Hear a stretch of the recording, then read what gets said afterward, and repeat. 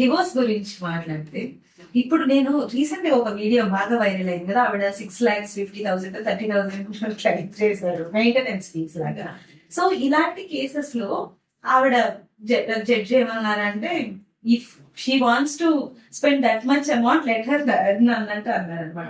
ఇలాంటి కేసెస్ లో ఎందుకు దాన్ని ఏమంటారు, గ్రాంటెడ్ గా తీసుకుని మనం ఎంత అడిగితే అంత వస్తుంది కదా అన్నట్టు ఆ మెంటాలిటీలో ఉన్నారంట. సో ఆ మెంటాలిటీతో ఉన్న వాళ్ళు చాలా తక్కువ మంది నన్ను అడిగితే. ఆ వీడియో ఒక్కటి అట్లాంటిది వస్తే thousands of videos actually needy people కూడా ఉంటుంటాయి. సో అట్లా ఎందుకు అంటారన్నది ఐ కాంట్ ఆన్సర్. బట్ అట్లాంటి వీడియోలలో యాక్చువల్ గా అవసరం ఉన్న వాళ్ళవి సైడ్ లైన్ అవుతున్నాయని అయితే నేను I can surely tell that. Because ఇప్పుడు డివోర్స్ మెయింటెనెన్స్ వచ్చి ఇద్దరు పిల్లల్ని వేసుకొని వాళ్ళ మెయింటెనెన్స్ చూసి వాళ్ళకి డబ్బులు హస్బెండ్ ఇవ్వక, నా దగ్గర 2-3 క్లయింట్స్ ఉన్నారు. 10 years అయింది, డివోర్స్ ఆర్డర్ వచ్చింది, ఆయన ఇవ్వడు, అరెస్ట్ వారెంట్ వచ్చింది, మళ్ళీ హైకోర్టుకి వచ్చి క్యాన్సిల్ చేసుకున్నాడు. హీస్ అ గవర్నమెంట్ ఎంప్లాయీ అయినా కూడా 2 పిల్లలకి మెయింటెనెన్స్ లేదు. వాళ్ళ పేరెంట్స్ సపోర్ట్ చేస్తారు. ఇట్లా థౌసండ్స్ ఉమెన్ ఉన్నారు who are very very much in need of support.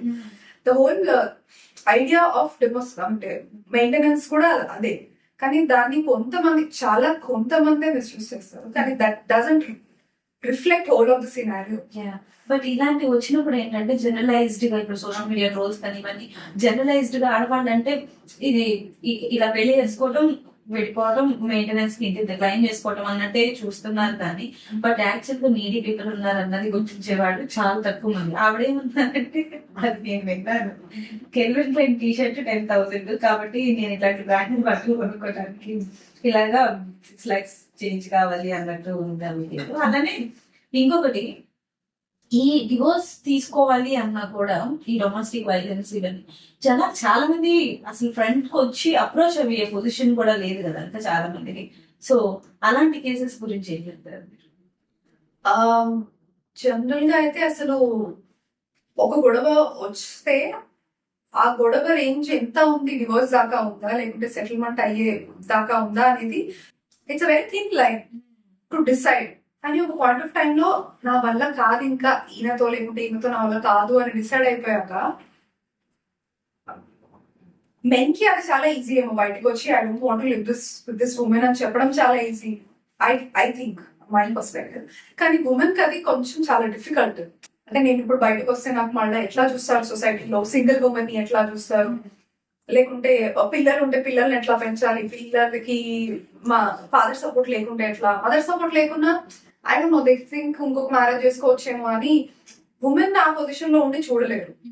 So ఆ బెరియర్ ని బయటికి తీసుకురావాలంటే వాళ్ళకి చాలా ధైర్యం ఇవ్వాల్సి వస్తుంది. వాళ్ళ పేరెంట్స్ అయినా, వాళ్ళ కొలీగ్స్, ఫ్రెండ్స్, ఆమె చుట్టుపక్కల ఉన్న వాళ్ళైనా పర్వాలేదు, నువ్వు ఆ ఎక్స్‌ప్లాయిటేటివ్ మ్యారేజ్ లో ఉండడం కన్నా బయటికి రావడం ఇంపార్టెంట్ అన్న ధైర్యం ఇవ్వాలి. అంటే నేను జనరలైజ్ చేయట్లేదు, మోస్ట్లీ ఉమెన్ సటిల్ గా భరిస్తూ ఉంటారు, దాని నుంచి బయటకు రావడం ఇంపార్టెంట్. మనకి తెలిసిన సర్కిల్ లో ఉన్నా కూడా వాళ్ళకి ధైర్యం ఇవ్వడం ఇంపార్టెంట్ అవుతుంది. సో మీ దగ్గరకు వచ్చిన క్లయింట్స్ లో ఎంత మందికి వాళ్ళ ఇంట్లో నుంచి సపోర్ట్ ఉంది? చాలా మందికి ఉంది, ఆల్మోస్ట్ అందరికి ఉంది. అంటే ఒక లాయర్ దగ్గరకు వస్తుంటే కంపల్సరీ వాళ్ళ మదర్, ఫాదర్ వాళ్ళతో పాటు వస్తారు. అంటే బీయింగ్ ఇన్ హైదరాబాద్ మనం మాట్లాడేది might be semi urban, middle class, upper middle class గురించి. ఎందుకంటే మనకు రూరల్ లో అసలు చాలా మంది రారు. ప్లస్ వాళ్ళకి ఇట్లాంటి డివోర్స్ అనేది ఒక ఆప్షన్ ఉందా అని, అంటే వాళ్ళు అలవాటు అయిపోయి భరించే పద్ధతిలో అట్లా ఉంటారు. వాళ్ళు బయటకు వచ్చారు. సో వాళ్ళని వదిలేస్తే మోస్ట్ ఆఫ్ మనం డీల్ చేసే దాంట్లో చాలా మందికి పేరెంటల్ సపోర్ట్ ఉంటుంది. ఓకే.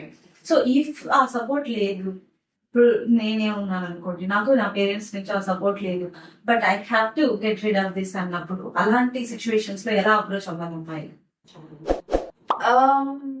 అంటే ఇప్పుడు పేరెంట్స్ సపోర్ట్ అనేది కొంతవరకు, అమ్మాయి ఒకవేళ ఎర్న్ చేయకుంటే కొంతవరకు ఆమె సెట్ అయ్యే వరకు అయినా ఎమోషనల్ గా అయినా ఫైనాన్షియల్ గా అయినా సపోర్ట్ ఇవ్వడం పేరెంట్స్ చేస్తారు జనరల్లీ. కానీ లేకుంటే మన ఫ్రెండ్స్ సర్కిల్ ఉంటుంది, మనకి తెలిసిన కొలీగ్స్ ఉంటారు.